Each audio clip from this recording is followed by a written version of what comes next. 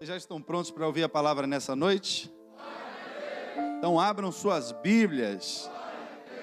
2 Coríntios, capítulo 5. Nós vamos ler do verso 1 ao verso 5. 2 Coríntios, capítulo 5, do verso 1 ao verso 5.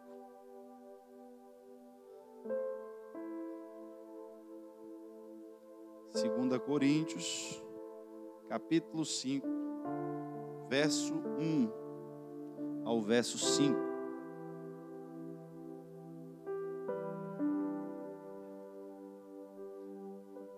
Segunda Coríntios, capítulo 5, verso 1 ao verso 5. Todos acharam? Amém. Eu vou estar lendo esse texto na Nova Versão Internacional. A palavra de Deus diz assim: sabemos que, se for destruída a temporária habitação terrena em que vivemos, temos da parte de Deus um edifício, uma casa eterna nos céus, não construída por mãos humanas. Enquanto isso, gememos, desejando ser revestidos da nossa habitação celestial, porque, estando vestidos, não seremos encontrados nus. Pois, enquanto estamos nesta casa, gememos e nos angustiamos, porque não queremos ser despidos, mas revestidos da nossa habitação celestial, para que aquilo que é mortal seja absolvido pela vida. Foi Deus que nos preparou para esse propósito, dando-nos o Espírito como garantia do que está por vir. Feche seus olhos. Pai, estamos aqui, Senhor, nessa noite, na Tua casa, meu Deus, porque compreendemos que a Tua presença, que o Teu Espírito, Ele se manifesta neste lugar.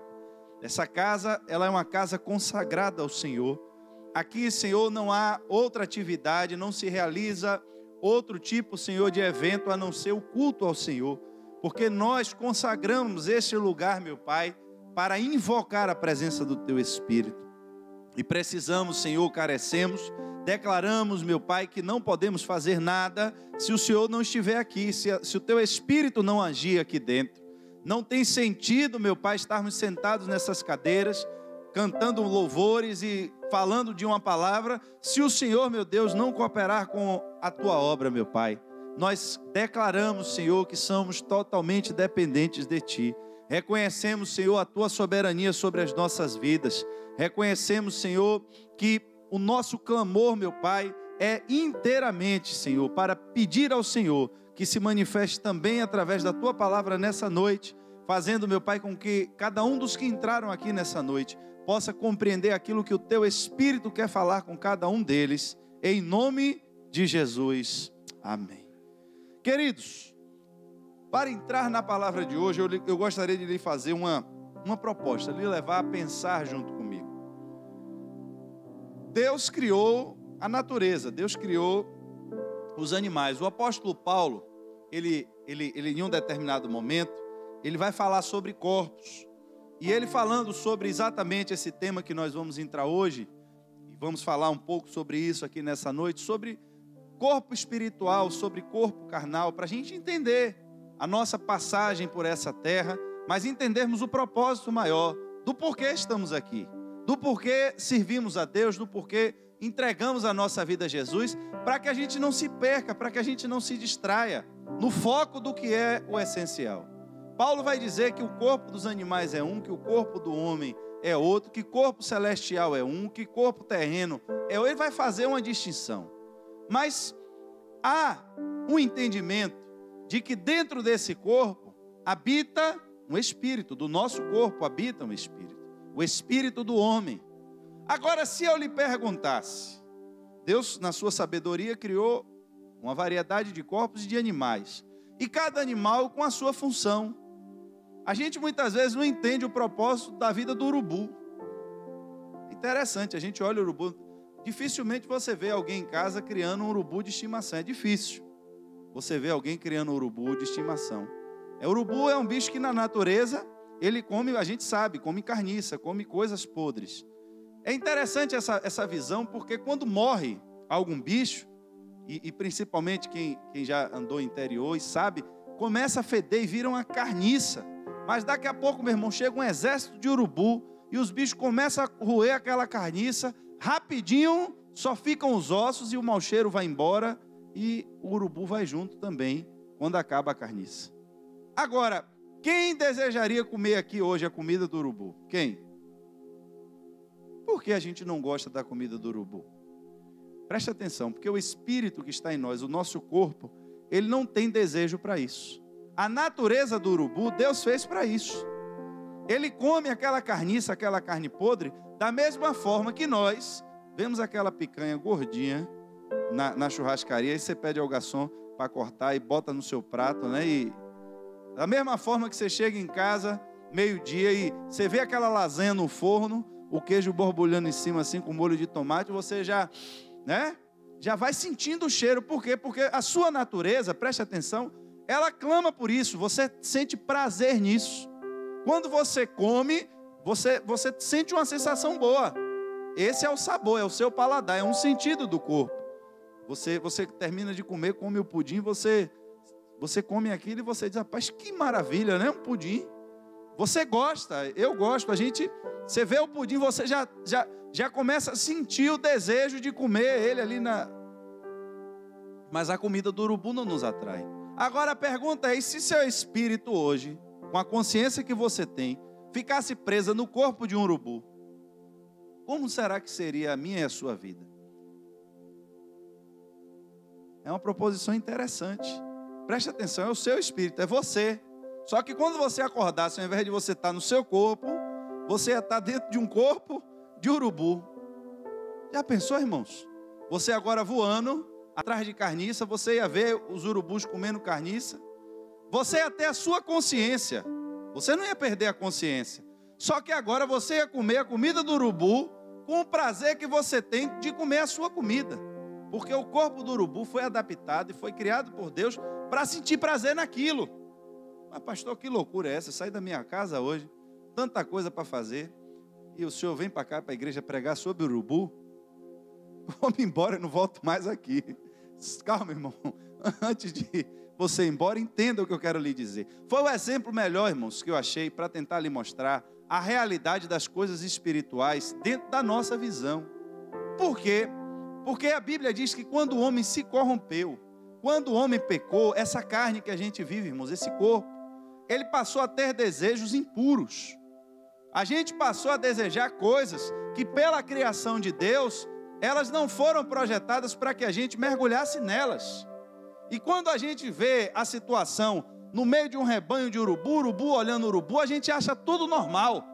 Porque o urubu vendo o urubu comer carniça, para ele tudo é normal. O difícil é ser um urubu vendo o outro comer capim. Já pensou um dia você chegar num campo de futebol e o urubu está ali comendo capim? Você olhar um negócio daquele e dizer, esse urubu está perturbado. O urubu não está só não. Porque não é natural. Preste atenção, não é natural. A nossa carne, irmãos, a Bíblia diz que ela criou agora uma inclinação. Irmãos, inclinação é terrível. Você vê a inclinação, a ladeira. Você vai subir a ladeira, você começa bem, rapaz, quando você chega em cima da ladeira, você está cansado, exausto, você não teve a sensação muitas vezes de que estava inclinado, mas quando você chega em cima, seu corpo lhe diz, você estava em uma estrutura diferente e a inclinação ela pesa contra você. Ou seja, é uma resistência, é uma tendência, uma inclinação. A carne da gente, irmãos, infelizmente, é uma verdade que todo crente precisa saber. Você precisa tomar cuidado com a sua carne, porque ela naturalmente deseja o que é ruim. Se você deixar a vida lhe levar, né? Se deixar a vida, você vai para o buraco. Porque a carne vai lhe levar naturalmente para o buraco. A carne de ninguém, irmãos, os desejos, preste atenção, os nossos sentidos, através do tato, do olfato, do paladar e do que você quiser mais, através desse sentido, se você deixar eles por conta própria, eles vão lhe conduzir para o inferno. Porque eles vão desejar exatamente o que desagrada a Deus. É por isso que Paulo agora está nos falando, e eu quero que você entenda. Ele está falando de uma coisa muito séria, ele está falando da destruição do nosso corpo.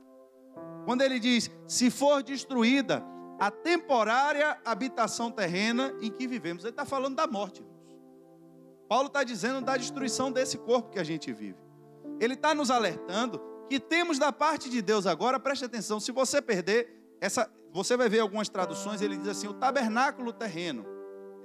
A nova tradução disse, a temporária habitação terrena em que vive. Por que ele usou a palavra temporária aqui?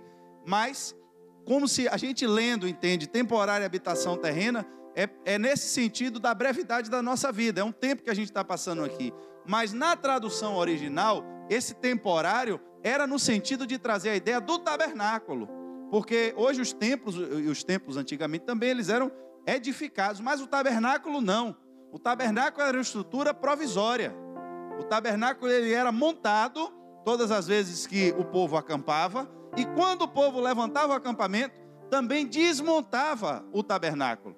Então, ele está falando aqui que a ideia do nosso corpo, nesse tempo em que estamos vivendo aqui nesse mundo, ele é tão temporário como era o tabernáculo que Moisés montava para Deus se manifestar ali. Só que Paulo está nos revelando agora que essa estrutura carnal que nós vivemos, e a gente está preso dentro desse corpo. Você não chega em casa de noite, deita na cama e sai do seu corpo, vai passear e volta. Você não tem essa opção. Você está preso dentro do seu corpo.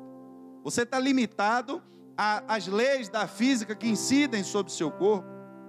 A gente sente o cansaço do corpo. Você se olha no espelho, mas você vê o seu corpo. Você não é o seu corpo. É isso que Paulo está dizendo. Você é alguém que está ocupando e usando um corpo nesse tempo. Só que esse corpo, irmãos, não tem jeito para ele. Primeiro, porque ele está condenado já à morte. O pecado já condenou o corpo à morte. E segundo lugar, porque os desejos desse corpo agora se tornaram contrários à vontade de Deus.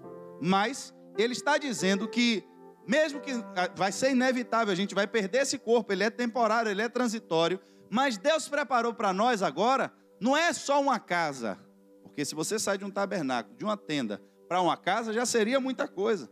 Só que ele está falando agora que Deus construiu para nós um edifício. Por que um edifício? E aí começa a fazer sentido algumas coisas para nós. A Bíblia diz que a igreja é o corpo de Cristo. Uma casa, você entende uma estrutura de uma unidade. Quando você fala de um edifício, você fala de uma estrutura composta de várias unidades. O corpo que você vive hoje é o seu corpo individual. Mas quando você está na igreja, a igreja também forma um só corpo. Eu falo a igreja, mas quem ouve sabe que a igreja é composta de várias pessoas. E Paulo está falando que na estrutura que nós vamos viver no céu, é como se nós agora fôssemos parte de uma estrutura maior, um edifício. Vamos pertencer, a gente não sabe explicar como. Ele traz uma visão terrena para a gente entender, mas esse corpo ele vai deixar de existir. Você vai entrar em um outro corpo, um corpo novo, um corpo glorificado. Quando Deus lhe ressuscitar, Ele não lhe ressuscita nesse mesmo corpo. É esse corpo transformado. Você vai ser transformado. E esse corpo transformado, ele vai fazer parte de um todo, que é um edifício espiritual. Só que, mesmo sabendo dessas verdades, dessas realidades, Paulo nos avisou, enquanto isso, gememos, desejando ser revestidos da nossa habitação celestial. Irmãos, quantas vezes nós estamos vivendo nessa carne e começamos a achar que as coisas que acontecem no mundo, elas são normais. Eu tenho me preocupado muito com a falta de entendimento, muitas vezes, e com a pregação errada, às vezes, do Evangelho. Meu irmão, Deus lhe salvou, a graça de Deus está sobre a sua vida. E a gente cria uma expectativa de que a coisa está solta e que a gente pode viver do jeito que a gente quiser, porque a graça de Deus está sobre as nossas vidas. Irmãos, tome cuidado, porque a Bíblia diz que a porta do inferno é larga. Você não precisa fazer esforço para passar por ela. O que é largo, cabe você e mais 10 junto com você.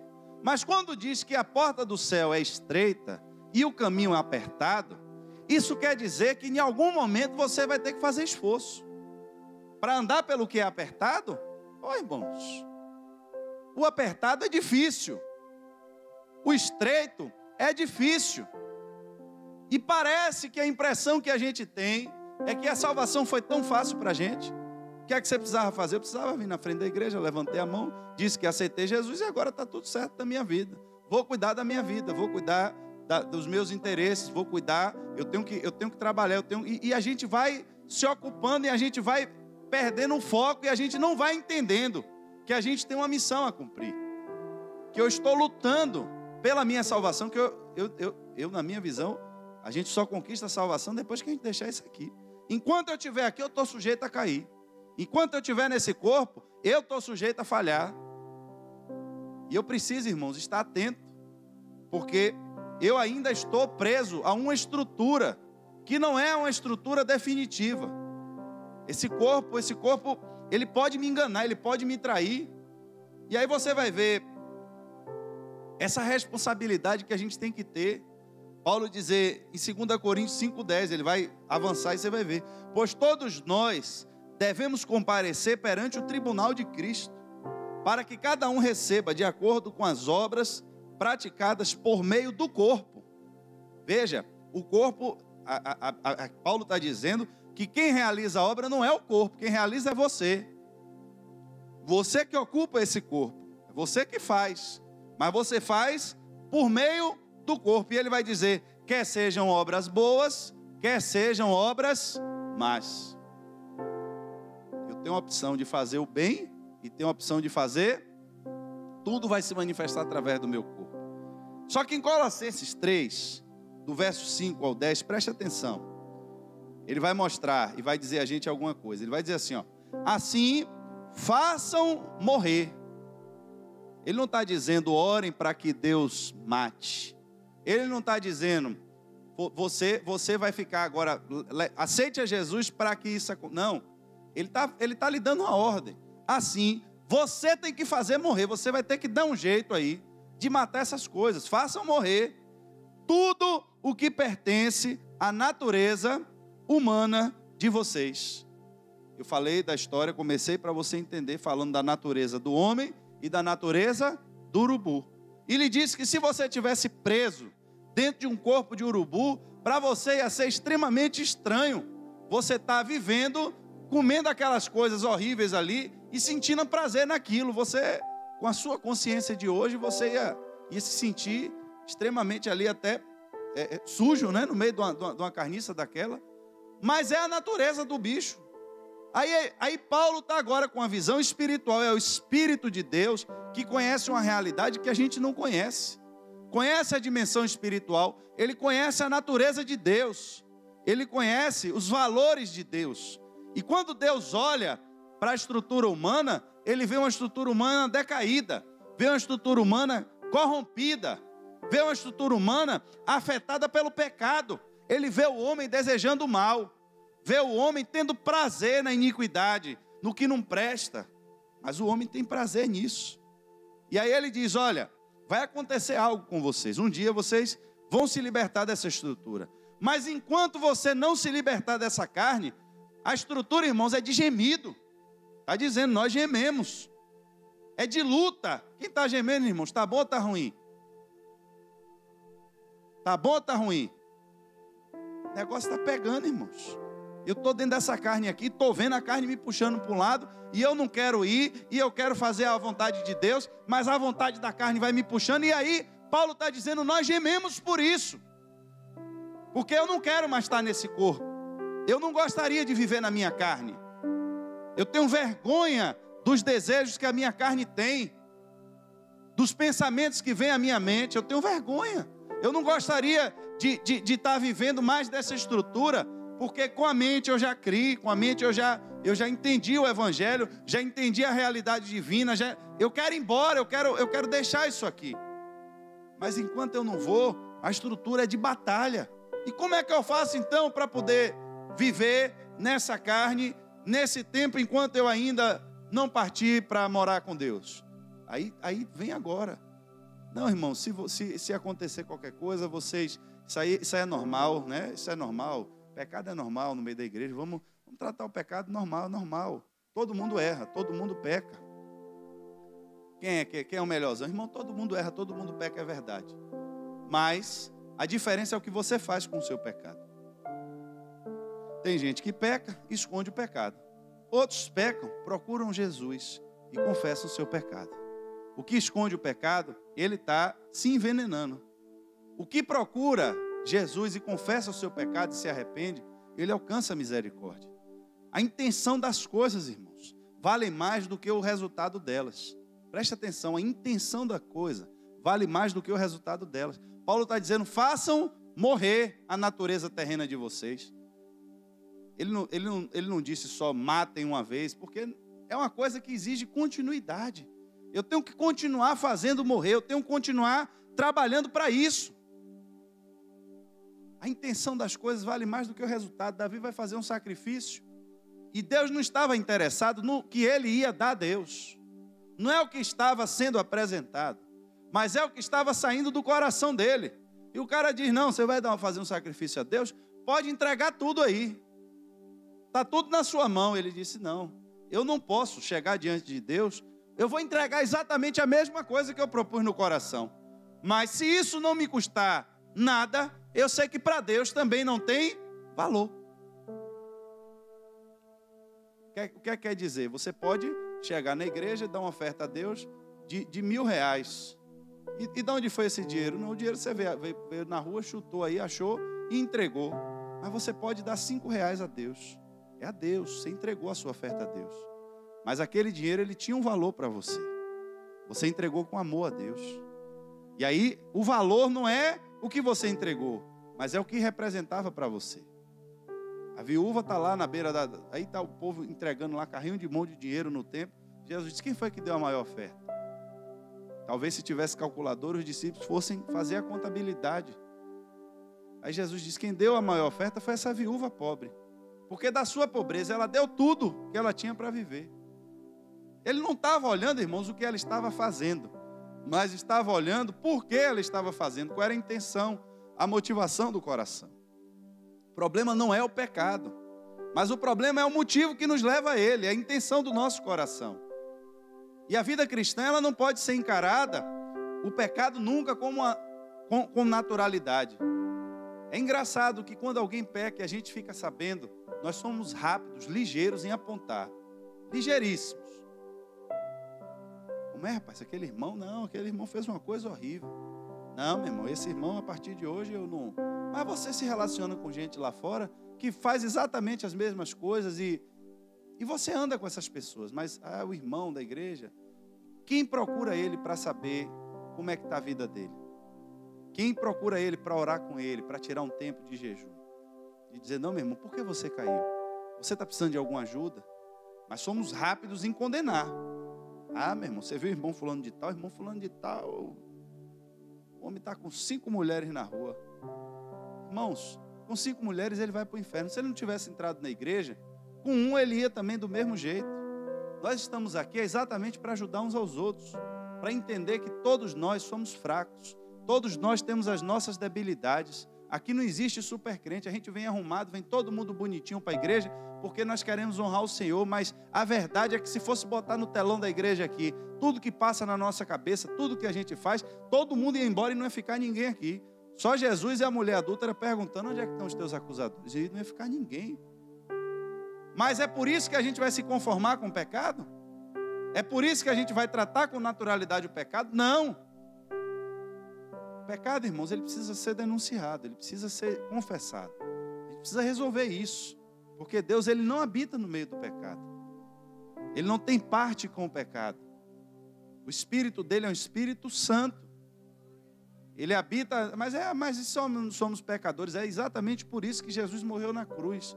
Para dar a mim e dar a você a oportunidade de nós nos arrependermos. E ele nos purifica de todo pecado. Aí eu peço perdão a Jesus, ele perdoa meus pecados. E agora o que é que eu faço? Se a minha carne continua desejando prostituição, faça morrer. Aí ele vai dizer, imoralidade sexual, impureza, desejos maus, a ganância, e ele vai dizer que é idolatria. Às vezes a gente julga alguém que a gente vê se ajoelhando diante de um ídolo. A gente condena, a gente diz, eu não faço. Mas ele está dizendo que as pessoas que adoram o dinheiro, que vivem em função de dinheiro, são tão idólatras como aqueles que servem a outros deuses e se ajoelham diante de outros deuses. Está escrito aqui. E de onde vêm esses desejos? Vêm da nossa carne.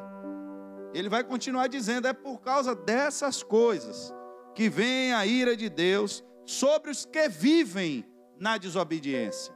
Irmãos, viver na desobediência não está falando de uma condição, não é um momento.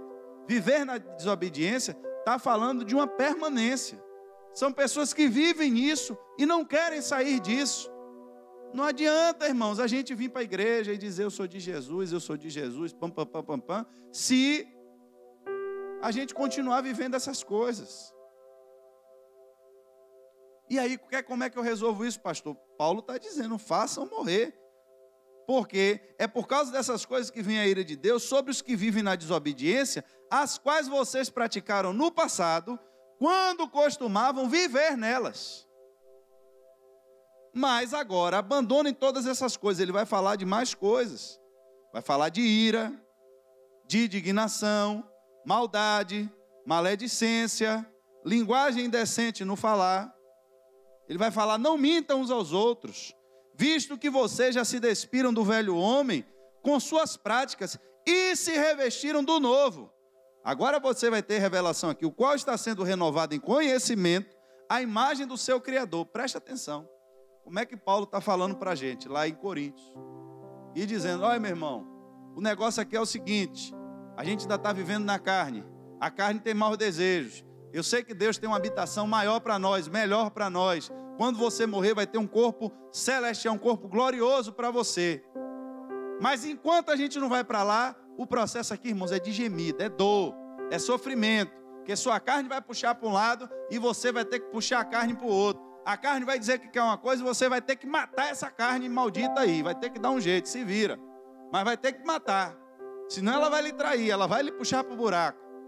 O negócio é apertado, é duro. Ser salvo, irmão, não é fácil. Fácil é ir para o inferno, você não precisa fazer nada. Meu irmão, mas essa doutrina aí, não, o negócio agora é a gente ficar de boa, que Jesus já salvou todo mundo. Não, está aqui, irmãos.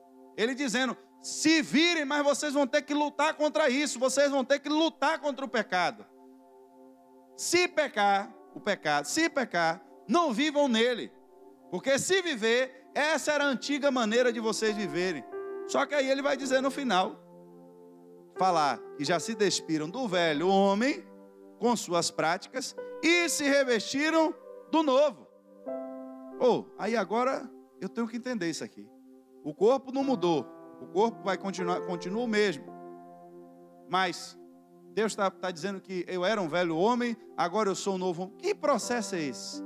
Irmãos, ele não está falando do homem exterior, não está falando da sua carne, mas está falando que quando você foi iluminado pelo Evangelho, quando você recebeu a graça de Deus, Deus mudou você por dentro.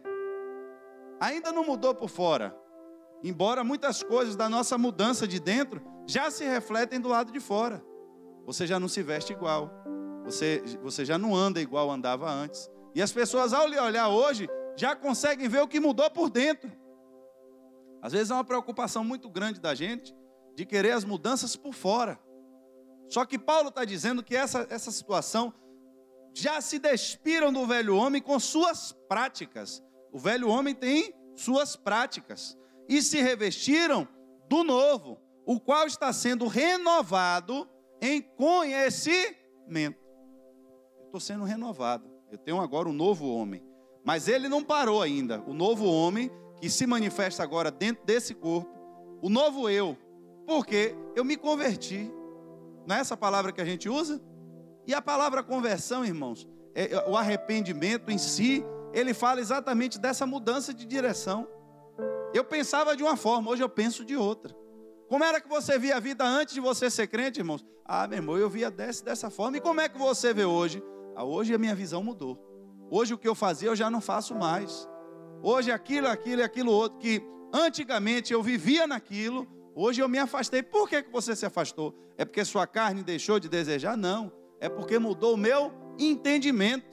Só que ele está falando que esse novo homem que nós nos revestimos, ele está sendo, dá uma ideia de continuidade, ele está sendo renovado, a imagem em conhecimento, a imagem do seu Criador.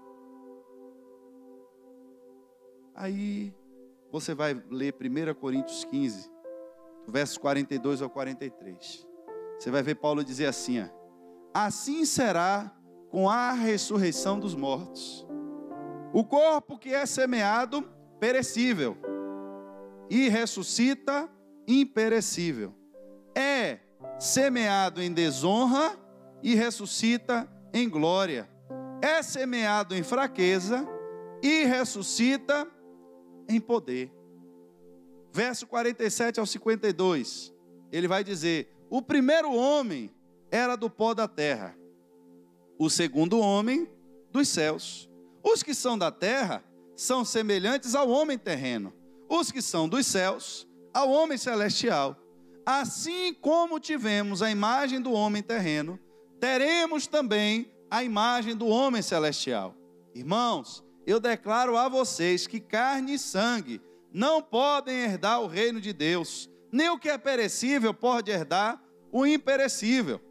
Eis que eu digo um mistério, nem todos dormiremos, mas todos seremos transformados, porque no momento, no abrir e fechar de olhos, ao som da última trombeta, pois a trombeta soará, e os mortos ressuscitarão incorruptíveis, e nós seremos transformados.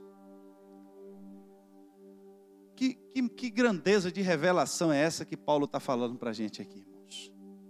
Ele está falando que dentro de nós, nosso espírito, ele está sendo gerado como um ovo que choca uma vida dentro dele. Você olha para o ovo está branco. Se você olhar por fora, um ovo de pato, um ovo de galinha, por fora, aparentemente, tudo é a mesma coisa. Casca branca, um é um pouquinho maior, o outro um pouquinho menor. E enquanto ele está ali dentro sendo gerado, você não tem como saber que bicho é que vai sair dali de dentro. Mas depois que aquela casca quebra, a vida que estava sendo gerada se manifesta. Paulo está dizendo a gente, agora você é um novo homem dentro de você.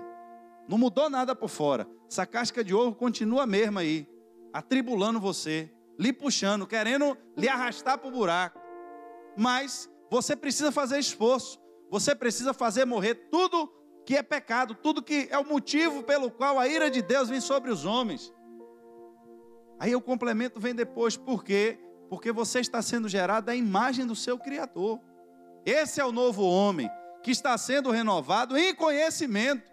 A imagem do seu Criador. É dentro de você que está acontecendo isso. E como é que o meu Criador age? Meu Criador não vive na prática daquelas coisas que era do velho homem. Eu tenho que viver agora um novo estilo de vida. Mas não vai ser fácil. Não vai ser confortável. Vai ser através de gemidos. Vai ser através da porta estreita. Mas, irmãos, como eu posso querer viver então um cristianismo light? Se eu estou entendendo o risco que Paulo está me alertando aqui e me dizendo o risco que eu e você estamos correndo. Não, mas o evangelho hoje é tranquilo, hoje a gente não tem mais perseguição, ninguém mais. Mas é exatamente esse é o momento de maior fragilidade, irmãos. Quando as coisas estão difíceis, a gente está mais atento. Eu vou dar um exemplo de uma outra área da nossa vida. Quando você está com dinheiro, está ganhando bem, você não se atenta às coisas em casa que você às vezes gasta desnecessariamente.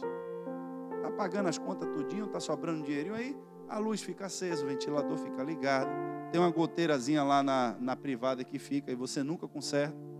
Aí, irmãos, aperta. Aí quando aperta, o primeiro mês que chegou na hora de pagar as contas, a coisa deu uma apertada, você vai fazer um pente fino dentro de casa para descobrir onde é que você pode economizar alguma coisa.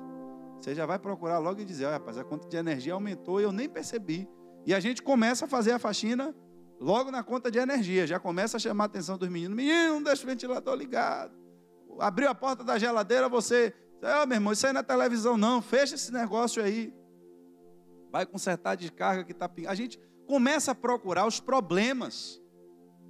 A vida cristã é a mesma coisa. Quando a gente está passando uma luta, quando a gente está passando um problema, uma dificuldade, a gente corre para Deus. E a gente quer agradar a Deus de qualquer jeito, a gente quer ser o primeiro a chegar na igreja. Mas, irmãos, quando está tudo bem na nossa vida, a gente relaxa. Quando Davi vivia as guerras de Deus, quando Davi estava batalhando, a Bíblia diz, preste atenção nisso, isso é muito forte. Era uma área em que ele se dedicava e se santificava ao Senhor. Os homens, eles não tinham contato com as mulheres, enquanto eles estavam na guerra. Era um propósito do exército com Deus.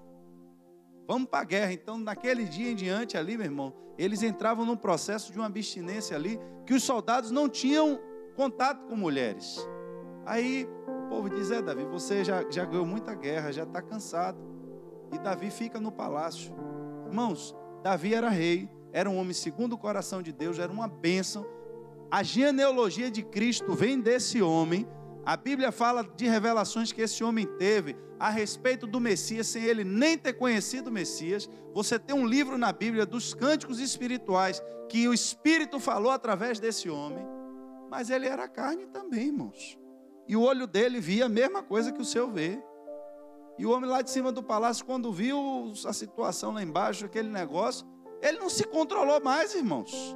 Tem coisas na nossa vida que a Bíblia nos ensina e manda a gente fugir da aparência do mal. Não diz para você fugir do mal, é da aparência. Porque, irmãos, tem momentos que na minha vida, na sua vida, você vai ser exposto a situações que, se apresentar diante de você, você já perdeu o controle. Você perde o controle do seu corpo. Você perde o controle das suas ações. Tem pessoas que saem de casa, na rua, e vão uma vez, acontecer uma coisa terrível comigo. Eu oro a Deus por isso, eu peço a Deus que... Uma vez um ônibus, ele quase me mata. Um ônibus quase me mata. Eu estava na Avenida Paulo VI, e em um determinado trecho da Paulo VI tinha uma sinaleira para conversão à esquerda. E vi um ônibus do meu lado, o ônibus estava devagar, só que o carro que ia na frente, ele parou na sinaleira, numa distância razoável de onde eu estava. Eu aí resolvi acelerar para poder passar o ônibus e pegar a faixa da direita. Sinalizei. Quando o motorista do ônibus viu que eu ia passar na frente dele, ele acelerou também. Irmãos, na sua cabeça passa um filme muito rápido. É fração de segundo, não dá tempo de você parar o carro, desligar e pensar o que você vai fazer. Se eu freasse o carro na velocidade que eu ia frear o carro ia sair derrapando e eu ainda podia bater no carro que estava na frente. E se eu não acelerar, se eu fosse fazer qualquer outra coisa, ali o ônibus estava do meu lado. Não tinha o que fazer, a única opção que eu tinha agora era acelerar mais e passar na frente dele. Eu me lembro que eu acho que eu estava, sei lá, uns 70 por hora, ainda reduzi uma marcha para uma terceira, foi para uma segunda, o motor do carro giro quase bate lá no vermelho, mas eu consegui passar na frente desse ônibus para não bater no carro da frente. A ponta do ônibus ainda bateu no fundo do meu carro, quando eu passei, que o fundo do carro levantou, eu senti arrastar, fez aquelas horas, e aí eu segui. Irmãos, ali eu não sei que espírito foi da parte do inferno que eu perdi a consciência, eu já não era eu ali mais. Eu puxei o freio de mão no meio do carro, no meio da pista, virei o carro, no meio, fechei a rua. Minha mulher entrou em pânico dentro do carro, eu disse, pronto, que agora que vai. Eu acho que eu não era nem casado com ela ainda. Agora vai acontecer uma tragédia aqui. Aí puxei o freio de mão no carro, irmão, e desci, não sei nem o que eu ia fazer. Se o motorista tivesse armado, eu tinha ficado por ali mesmo naquele dia. Porque você perde a consciência. Eu não estava pensando assim, pastorzinho arrumadinho aqui e conversa. Que nada, irmão, qual é? Ficar vindo para a igreja mentir? Tem que falar a verdade mesmo. Porque eu sei que tem gente que está sentada aí que reagiria pior ou igual. Ou tinha outros que não iam fazer nada. Porque não é a sua natureza. Você não reagiria dessa forma. Mas talvez outro problema da sua vida tenha outra situação que você perde o controle. E eu perdi o controle. Eu já estava ali totalmente carne. 100% descontrolado. A mente não pensava em nada mais. Eu não sei nem o que eu ia fazer com o homem. E aí, meu irmão, quando eu bato na porta do homem, dei 2 tapas de mão aberta. Bora, meu irmão, abre esse negócio aí. Quando o cara abriu a porta, o cara era tio de minha esposa.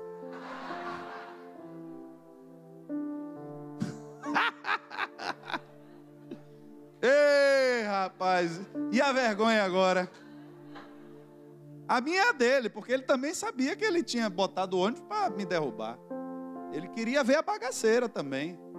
Os dois, eu porque vim brigar com o cara, e ele porque me fechou com o ônibus ali, e ia ser um acidente feio. Aí quando eu abro a porta, o cara olhou para mim e disse: rapaz, é você? Aí desci, entrei no carro, minha esposa entendendo o que foi, disse: não é seu tio que está dirigindo o ônibus. Aí foi embora. Acho que levou quase uns 3 meses a gente se vendo assim de longe, até que alguém resolveu tocar no assunto, e aí a gente fez as pazes e ficou tudo de boa. Mas Deus falou comigo, irmãos, tremendamente com isso. Mas de forma assim que você procura um buraco no chão para cavar. Sabe aquelas histórias do Salmo, se eu for para o abismo, eu quero um lugar para me esconder de Deus e não acho, porque onde eu for o Senhor está. Irmãos, você se envergonha de você. Você fica se olhando depois que passa a situação, você se pergunta: rapaz, se é um doido que está dirigindo aquele ônibus ali, o cara cheio da caspa do demônio na cabeça, desce e me pega e me dá uns pau no meio da rua, eu ainda ia correr o risco de morrer, ainda ia apanhar no meio da rua. Eu nunca fiz capoeira, não sei lutar jiu-jitsu, não sei fazer nada. Não tinha nada na mão, e aí ainda ia apanhar de graça no meio da rua.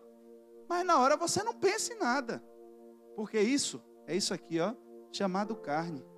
É fácil para a gente dizer: Davi pecou, adulterou, ainda mandou matar. Mas rapaz, será que se você estivesse na situação dele lá e visse o que ele viu, o que é que você faria? Porque muitas vezes nós não pecamos, irmãos, porque não temos oportunidade. Infelizmente é uma verdade. Nós estamos aqui sendo treinados para ser salvo. Estamos aqui, o Espírito de Deus quer falar com a sua igreja, é para que a gente esteja alinhado com Deus. Porque o prédio que ele vai construir, irmãos, não entra tijolo quebrado, não entra tijolo furado. Só vai entrar, irmãos, quem for lavado e remido no sangue de Jesus. E a gente tem que se atentar a isso, porque nós estamos vivendo ainda. O novo homem está sendo gerado dentro de nós. Mas você pode interromper o processo. Você pode atrapalhar a obra de Deus na sua vida. A única pessoa que pode lhe afastar de Deus, irmãos, é você mesmo. Você pode dizer: eu acredito assim, que eu posso dizer depois, se eu não quiser, eu não quero mais Jesus. Eu posso dizer, porque Ele me deu liberdade. E o homem pode dizer isso: eu não quero mais servir a Jesus. E quanta gente, irmão, nesse período de pandemia ficaram pelo caminho? Quantas? Eu louvo a Deus pela vida dessa igreja, porque eu converso com as pessoas na rua e muitas pessoas estão me dizendo: rapaz, eu não sei o que é que está acontecendo, o povo não quer voltar para a igreja, não quer vir. Eu disse: meu irmão, lá na igreja estava tendo, foi briga por causa do negócio de uma lista que só estava entrando 50. A irmã que contava a lista pediu até demissão do cargo, foi embora, orou: Deus, me bota em outro lugar aí que eu não quero mais essa lista não. Eu louvo a Deus pela vida dessa igreja, porque aqui estava tendo, foi briga para entrar na igreja. No dia que abriu o negócio aí, foi um negócio tribulado aí, gente para tudo que é lá, de bênção de Deus. Mas, irmãos, quantas pessoas que ficaram sem se alimentar, sem ouvir a palavra de Deus, com essa furada aí de que vai ficar se alimentando de internet, irmãos? Você está na internet ouvindo o culto, daqui a pouco o WhatsApp toca, aqui na igreja pode estar vibrando no seu bolso aí, você pode estar se roendo. Eu quero ver a mensagem, quero saber o que é, mas você segura. Você está ouvindo o que eu estou falando. Se você estiver em casa aí, o cachorro do vizinho late, você abre a porta, xinga o cachorro, pinta o sete, o filho chama para saber onde é que está a panela, e daqui a pouco o marido chega de noite, quer saber onde está a toalha, o sabonete. Irmãos, é uma tribulação. Ai, quando não tem tribulação nenhuma, você dorme no sofá me assistindo aí. É você mesmo que está em casa. Se não gostou, você bota no feed aí, que depois o pessoal responde. É feed o nome, é? Ih, rapaz, falei o nome errado. Como é o nome? Hã?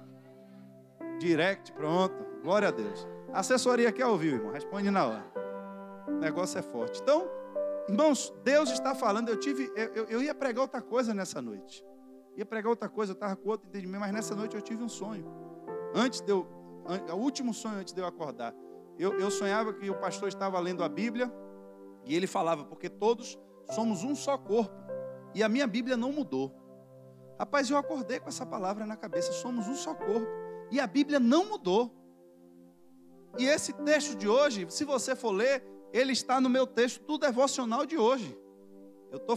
Eu já falei isso aqui na igreja algumas vezes, eu tenho alguns irmãos aqui da igreja que estão acompanhando junto comigo. Alguns já ficaram pelo caminho aí, não conseguiram acompanhar, mas amém, é normal, mas ano que vem eu vou iniciar de novo, e quem da igreja quiser, a gente vai fazer junto, plano de leitura anual, é um aplicativo no celular, você consegue fazer. Quando eu acordo, eu tive esse sonho que eu vou ler o texto do devocional de manhã, é esse texto de 2 Coríntios 5, Paulo falando do corpo, e aí Deus foi me dando entendimento, a gente, irmãos, não estamos mais pregando sobre o pecado, não estamos falando mais das nossas fraquezas, não estamos sendo alertados de que eu posso cair a qualquer momento, que eu posso ser seduzido pelo diabo, de que eu posso ser enganado. Irmão, você pode chegar aqui na igreja, você pode pular, você pode rodar, você pode fazer o que você quiser, mas Deus sabe o que está dentro de você.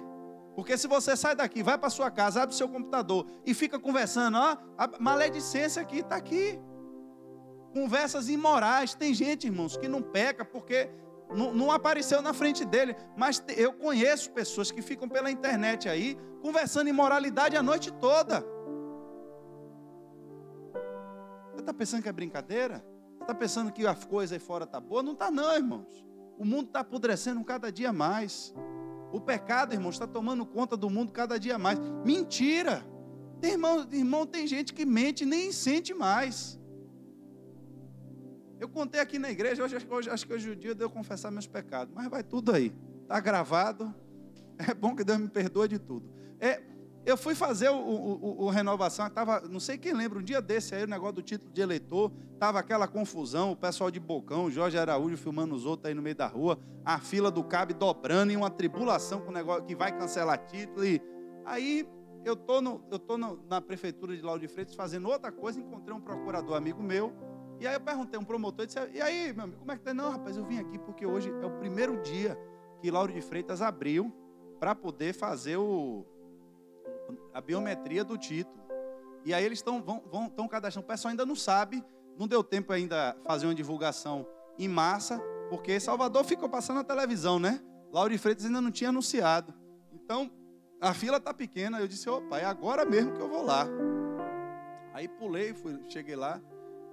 Eu morei a vida toda em Lauro de Freitas. E meu pai ainda mora lá até hoje. Por isso meu título é de lá. Só que eu casei e fui morar em Salvador. Eu moro hoje em Salvador. E aí quando eu cheguei, me tiraram foto e não sei o quê, e assina papel, e faz um monte de coisa, e pega uma fila daqui, pega outra fila daqui. Quando eu cheguei, irmão, no momento da última entrevista, a mulher disse, não, eu vou atualizar aqui os cadastros do senhor. O seu endereço ainda é esse aqui? Era o endereço de meu pai, da casa de meu pai. Aí você fica pensando, se eu disser que não, ela vai mandar eu voltar para Salvador. A fila de Salvador está dobrando o quarteirão lá do CAB. Rapaz, é só eu dizer que está tudo resolvido e eu saio daqui com tudo. Eu disse, mas mentir eu também não vou. O que é que eu vou fazer? Eu disse, sangue de Jesus, você tem que pensar rápido. Eu disse, não, moça, Lauro de Freitas, rapaz, eu me mudei para Lauro de Freitas em 1994. A moça foi mesmo, disse, rapaz, isso aqui não tinha nada, era tudo mato. Pronto, a mulher, não, tá bom. Aí foi-me embora, acabou, ela não perguntou de novo. Ah, você acha que eu saí de lá dando risada? Foi, ô irmão, o Espírito Santo não pega leve comigo não, irmãos. Não pega não, irmãos, estou lhe dizendo. Não foi mentira não, foi engano. Foi engano. Você mora lá? Não moro não. Era para dizer, e aí se vire. Mas meu pai mora lá, eu recebo correspondência até hoje lá. Se precisar de um comprovante de residência, eu teria tudo, mas eu não moro lá. Ela me fez uma pergunta específica. Eu poderia ter dito a verdade, eu poderia ter dito a ela, eu não moro, mas meu pai mora, não sei o que ia dar também. Mas eu só respondi a ela que eu me mudei para Vilas em 1994. E que aquilo era mato, e aí ela foi entrando na conversa, e depois não me perguntou mais nada. Mas, irmãos, eu fiquei tão triste com aquilo. Meu coração ficou tão pesado. Eu disse, rapaz, como é que a gente está seguindo a Jesus e age assim? Eu não voltei porque não tinha mais como voltar, porque tinha uma fila de novo para voltar. E já tinha cadastrado no sistema do... Mas, irmãos, não é o correto. Não importa o que vai custar. Mas somos fracos. Quando a gente vê que uma situação vai trazer dificuldade para a gente, vai trazer problema para a gente, irmãos, a mentira aparece na frente assim, semente aqui, está tudo resolvido. E quantos cristãos não estão comprometendo a sua salvação por causa da mentira? Quantos cristãos não estão se enrolando na vida por causa da mentira. Você vai para o inferno, irmãos. Morreu um casal dentro da igreja, fulminado. E qual foi o pecado deles? Porque mentiram diante do Espírito Santo de Deus. A gente está tão preocupado com o pecado visível que a gente vê dos outros. Ah, porque o homem está se vestindo assim, a mulher está se vestindo assado. Mas, irmãos, a mentira vai levar muita gente para o inferno. Porque os crentes não estão se dando conta mais de que mentira é pecado. E o que é que eu tenho que fazer com isso? Paulo já lhe deu a receita, faça morrer. Mas, pastor, eu pequei, o senhor pecou também, o senhor confessou lá. Eu me arrependi, irmãos. Eu pedi perdão a Deus e não estou vivendo na prática do pecado. Estou pedindo a Deus que me dê força, que me dê coragem, para que cada dia você possa fazer o certo. Para que cada dia você possa corrigir mais uma área da sua vida. Porque pecado é assim, você vai tirando os grandes, vai aparecendo tanto pecadinho, irmão, tanto probleminha, que para você corrigir, quando você acha que corrigiu tudo, Jesus ainda lhe vem. O que é que você está fazendo pelo próximo? O que é que você está fazendo pelo seu irmão? Quem você está ajudando? O que é que você está fazendo com o que lhe sobra? Quanto do seu tempo você está dedicando ao evangelho? Aí você toma mais 2 bofetadas de um lado, outra do outro, e cai no chão, e aí pede a Deus de novo misericórdia. E se levanta para tentar acertar de novo, irmãos. O importante do evangelho é a gente não desistir. É a gente entender a nossa natureza. Você precisa entender a natureza da sua carne. A carne não se converte, porque carne e sangue não vão herdar o reino de Deus. Ele muda o seu entendimento, ele muda a sua mente, ele lhe diz, e você se convence agora de que você não quer mais pecar, de que você não quer mais viver na estrutura do pecado. Como você se convence que às vezes está passando do peso, que você não pode mais comer demais, mas quando vê, irmão, a comida na frente, só o sangue de Jesus. Eu conheço gente que morre, irmão, não tem jeito. Eu conheci uma pessoa assim, o médico disse, olha meu filho, você é diabético, se você continuar comendo doce, você vai morrer. E o cara morreu mesmo, mas não conseguia parar de comer doce. O cara sentava para assistir sessão da tarde, de noite, de tarde, botava 2 litros de Pepsi, 2 caixas de bombom e comia tudo. É brincadeira, era 2 litros de Pepsi, tinha que ser Pepsi, não podia ser outro refrigerante. E 2 caixas de bombom da Garoto. O cara comia tudo assistindo sessão da tarde. O médico disse, você não pode, era diabético e fazia isso. Morreu.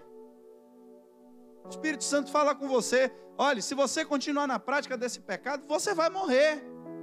O cara morre, mas não consegue largar o pecado. Às vezes, irmãos, você não vai conseguir só.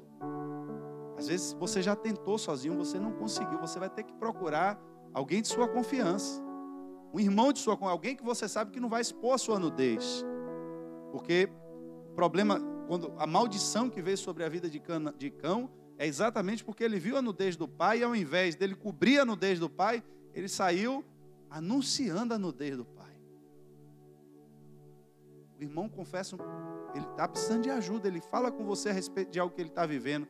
Aí o cara sai com a boca desse tamanho na igreja, dizendo, irmão, eu estou aqui, não é fofoca não, Deus sabe meu coração, mas eu queria pedir uma oração aqui, é eu e você, não comente a ninguém não, pelo irmão fulano de tal, porque o irmão fulano de tal está assim. Aí daqui a pouco ele procura o outro, não, porque o senhor é da minha confiança. Aí o segredo virou segredo de mais 20 pessoas. Daqui a pouco a igreja toda está em segredo, só o irmão que não sabe, que todo mundo sabe. O segredo agora é que ele não sabe, que todo mundo sabe. E a igreja vai se destruindo por isso. As pessoas vão se fechando por isso.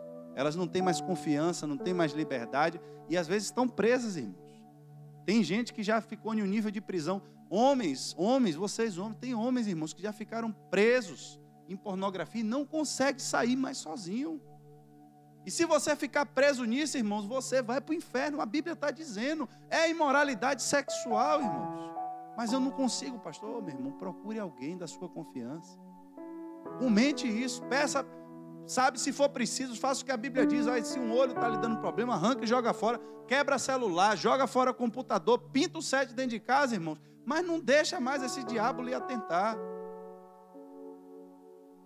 Porque senão depois não tem mais jeito. Depois que morre, não tem mais jeito. Nós estamos aqui lutando para ser salvos, irmãos. Não tem outro objetivo na igreja. A gente poderia nessa noite falar sobre muitos temas. A gente poderia falar sobre prosperidade, sobre a bênção de Deus. Podia fazer uma campanha aqui, você dá R$100 e recebe 10, eu podia fazer qualquer coisa. Mas eu acho que o mais importante nessa noite é a gente sair daqui com essa consciência. Eu estou preso numa carne que não se converte, não preciso ter vergonha disso mais. Eu preciso assumir, porque assim como a minha carne tem a podridão dela, a do meu irmão também tem. Todo mundo tem sua falha. A gente só não mostra, irmão, porque também ia ficar feio. A igreja não é vitrine de pecado, mas temos os nossos pecados, temos as nossas falhas, temos as nossas fraquezas, porque Paulo está dizendo de forma categórica, essa carne que você tem, ela não entra no céu, porque ela está corrompida, não vai entrar. Deus já está preparando um novo corpo para você, mas isso também não é desculpa para você viver na prática do pecado.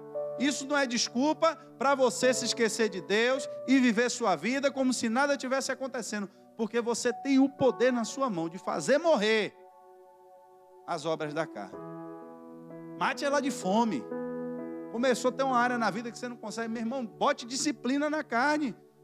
Comece a fazer jejum que você vai descobrir quem é que manda, se é você ou a sua carne. Porque não tem uma área que ensine mais o homem a ter disciplina e domínio próprio no seu jejum. Tem gente, irmão, que não consegue jejuar 1 hora. Acorda de manhã e aí se não comer alguma coisa, começa a ficar tonto e vai cair no chão. Mas quando vai tirar sangue, faz. Fica na fila lá sem comer porque o médico mandou. Mas porque é para Deus, não consegue. Faça um jejum, irmão, experimente para você ver. Quando a barriga começar a roer, começar a carne dizer, eu quero comida, você vai dizer, eu não dou. Eu quero, eu não dou. Você descobre rapidinho quem é que manda, se é você ou é a sua carne. Porque não tem um instinto mais forte do que o de autopreservação. Você vai comer em qualquer momento, você vai ter que comer depois, mas quando você está em jejum é que a batalha com ele parece que para tentar. É no dia que você está em jejum que aquele colega do trabalho chega com aquela torta assim de limão e diz, eu sei que você gosta da torta do limão, eu trouxe para você um pedaço aqui. E o pior é que na hora que ele lhe apresenta, está o grupo do trabalho todo ali, né? Que se você não comer, não dá nem para dizer assim, eu vou guardar para comer depois. Porque senão a galera vai dizer, o cara levou para comer sozinho, né? Vai ter que dividir para todo mundo, você vê todo mundo comer e você tem que dizer a verdade. Dizer, olha, eu não vou comer, porque eu estou em um propósito com Deus. Tem gente que tem vergonha de dizer que está em jejum. Tem gente que tem vergonha. Entenda, interprete a Bíblia. Jesus condenou os fariseus e os hipócritas porque eles jejuavam para as pessoas verem. Ficavam com cara de que estava sofrendo lá para o povo achar, como esse homem jejua bem. Não é disso que agora você está em um propósito com Deus, alguém lhe oferece comida, você não tem problema nenhum em dizer à pessoa, olha, eu não vou comer porque eu estou em um propósito com Deus. Não tem problema nenhum, você não está esperando recompensa disso, mas você está dizendo a verdade à pessoa. Não precisa você ficar dando desculpa vazia. Mas crente, irmãos, que não está jejuando, não está orando, não está lendo a Bíblia, eu vou lhe dizer, você não vai vencer. Não tem como. Porque são as armas que a gente tem. Estamos sendo renovados em conhecimento. Onde é que vem o conhecimento? Palavra de Deus. Tem que ler a Bíblia, irmãos. Como é que eu quero me conformar à imagem de Deus se eu não oro? Eu tenho comunhão. Como é que está a sua comunhão com Deus? É a mesma coisa dele perguntar. Como é que está a sua comunhão com seu esposo? Bom, eu vi meu esposo de manhã. A gente acordou junto. Beleza. Agora, como está a sua comunhão com o seu colega de trabalho? A gente se vê no trabalho. Como está a sua comunhão com um primo seu que você não vê mais? É difícil. A gente se fala de vez em quando. Né? De vez em quando manda um zap. Um bom dia no grupo da família. Alguém responde. Tem gente que está com Jesus assim. Manda um bom dia. Aí Jesus responde. Aí passa. O dia todo sem falar mais nada com ele. Tem grupo que é assim, né? O grupo da família de manhã, aparece 600 bom dia lá.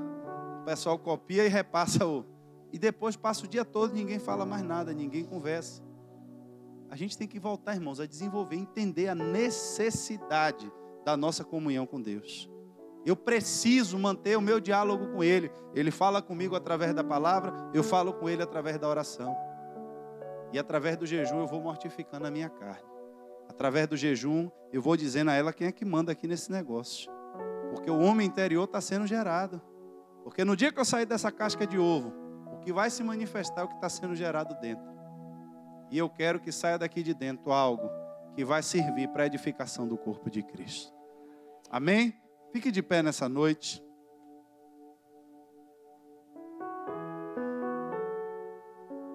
eu guardei essa palavra, porque somos um só corpo, e a Bíblia não mudou. Somos um só corpo, e o que está escrito aqui não mudou. A Bíblia continua sendo a mesma. Que Deus nos ajude a perseverarmos na palavra, a buscarmos o que o Espírito quer falar com a sua igreja nesse tempo. Porque buscamos muitas coisas, buscamos poder, buscamos as bênçãos de Deus, e é para isso mesmo, a igreja está aqui para isso. Mas também temos que buscar a santificação, porque sem ela, ninguém verá a Deus. Com dinheiro ou sem dinheiro, não é condição para você ver a Deus. Com saúde ou sem saúde, não é condição para você ver a Deus. Agora, a santidade foi uma condição inegociável. Sem a santificação, ninguém verá o Senhor. Possamos rever a nossa vida, rever o tempo que nós temos dado a Deus, o nosso relacionamento com Ele. Porque não adianta nada, irmãos, a gente viver dentro dessa igreja, sentar nesse banco, e no dia que se revelar o que está dentro de você, você ser achado em falta diante de Deus. Corra aos pés dele.